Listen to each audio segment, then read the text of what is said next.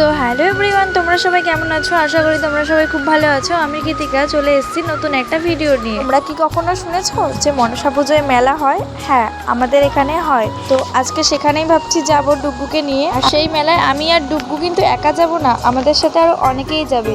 সেটাও দেখাবো তোমাদেরকে আস্তে আস্তে যে কারা কারা যাচ্ছে। আর মেলায় যাব বলে কথা, একটুখানি কি সাজুগুজু না করলে হয়? আর জানো তো, অনেক দিন হয়ে গেছে এইরকম ভাবে একটু সাজুগুজু করা হয় না। লাস্ট সেজেছি আমি আমার স্বাদের দিনকে, তারপরে আর সাজা হয়নি এরকম ভাবে। আর জানো তো, আমি না সাজতে প্রচণ্ড ভালোবাসি। আমাকে যদি বলে, মানে কেউ যদি বলে যে চল তোকে সাজাবো, আমি এক পায়ে দৌড় দেবো সাজার জন্য। অবশ্যই সেটা আগে হতো, এখন সম্ভব না, কারণ ডুগ্গুকে একা রেখে তো আমি যেতে পারবো না। তোমাদের সাথে একটা জিনিস শেয়ার করি আমার স্কুল লাইফে। আমাকে জানো তো, স্কুলে না সবাই একটা নামে চিনতো। মানে সবাই, অনেকে হয় না দুষ্টুমি করার জন্য চেনে, বদমাইশি করার জন্য চেনে, আমাকে ওইসবের জন্য চিনতো না। আমাকে চিনতো, মানে আমি প্রচণ্ড সাজতে ভালোবাসতাম যেহেতু, তো ব্যাগে করে আমার মানে প্রত্যেকটা জিনিস প্রায়, মানে সাজার যে জিনিসগুলো হয়, টুকটাক লিপ বাম, তারপরে চিরুনি, টুকটাক এইসব জিনিস আমার ব্যাগের মধ্যে সবসময় থাকতো। আর আমার ওইসব জিনিস দিয়ে আমার বান্ধবীরা সাজতো। মানে আমাকে কয়েকজন তো এরকমও বলে ডাকতো যে সাজুনি দিদি বলে ডাকতো। আমি যেমন এই মেকআপের জন্য ফেমাস ছিলাম, তো তোমরাও কি তোমাদের কোনো কিছু অ্যাক্টিভিটি, মানে কোনো কিছুর জন্য কি তোমরা ফেমাস ছিলে? সেগুলো যদি থাকে তাহলে আমাকে কিন্তু কমেন্ট বক্সে কমেন্ট করে যাও। আর দেখো, তোমাদের সাথে কথা বলতে বলতে আমার কিন্তু মেকআপ অলমোস্ট ডান। আর হচ্ছে দেখো, এখন সিঁদুরটা পরে নিলাম আর টিপটা পরে নিলাম। সিঁদুরটা না পরলে না কেমন যেন মুখটা ফাঁকা ফাঁকা লাগে। আর তোমাদের সাথে একটু শেয়ার করছিলাম আমার ফুল লুকটা, কেমন লাগলো তোমরা কিন্তু জানিও। আর দেখো, তারপরে বাড়ির থেকে বেরিয়ে গেছি, আর মোড়ের মাথার সামনে সবাই দাঁড়িয়েছিল। তোমাদের সাথে বলেছিলাম না যে আরও আমাদের সাথে অনেকে যাবে।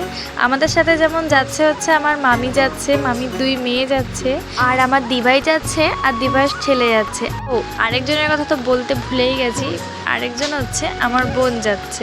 তো দেখো, তারপরে রাস্তায় দাঁড়িয়েছিলাম টোটো ধরবো বলে, কিন্তু একটাও টোটো আসছিল না। আর ওর মধ্যেই দেখা হয়ে গেল মামার সাথে। আর তারপরেই মামা আমাদেরকে মেলার সামনে নামিয়ে দিয়ে গেল।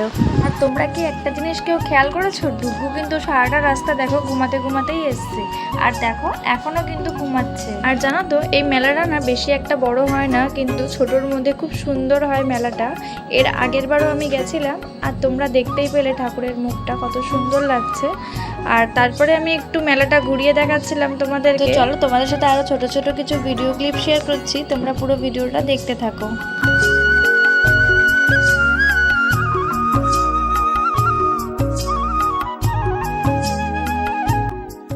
আর এদিকে দেখো, তারপর ডুগ্গুর ঘুম ভেঙে গেছে, আর ঘুম ভাঙতেই না ও প্রচণ্ড কান্না শুরু করে দিয়েছে।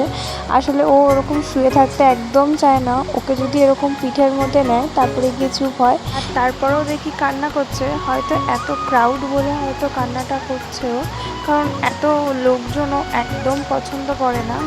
আসলে আমাদের বাড়িতে তো সারাদিনে সেরকম কেউ থাকে না, আমি, বোন আর ও, তাই জন্যই হয়তো এত লোকজন ও পছন্দ করে না। তো দেখো, তারপর আর কি দিভাই একটু চেষ্টা করছে চুপ করানোর। তো যাই হোক, তারপরে চুপ করেও গেছে, আর একটু তারপরে ওর ফটো তুলে দিচ্ছে। আর এদিকে দেখো, ও ওর মামি দিদার কোলে কত সুন্দর চুপচাপ আছে। আর দেখো, তারপর তো আমাদের মেলা ঘোরা কমপ্লিট হয়ে গেছে। এদিকে দেখো, বাবা মা যেহেতু বাড়িতে আছে, তাই বাবা মার জন্য একটু মোমো নিয়ে নিলাম। আর জানো তো, ডুগুকে কিন্তু ওর মামি দিদা একটা খেলনা কিনে দিয়েছে।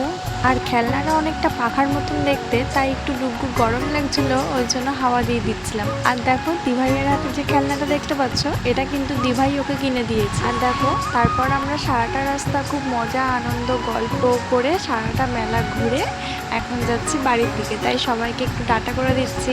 আর জানো তো, মাঝে সাঝে এরকম ফ্যামিলির সবার সাথে বেরোলে ভালোই লাগে। তো আজকের ভিডিওটা আমার এই পর্যন্তই ছিল। তোমাদের সবার কেমন লাগলো অবশ্যই কিন্তু জানিও। টাটা।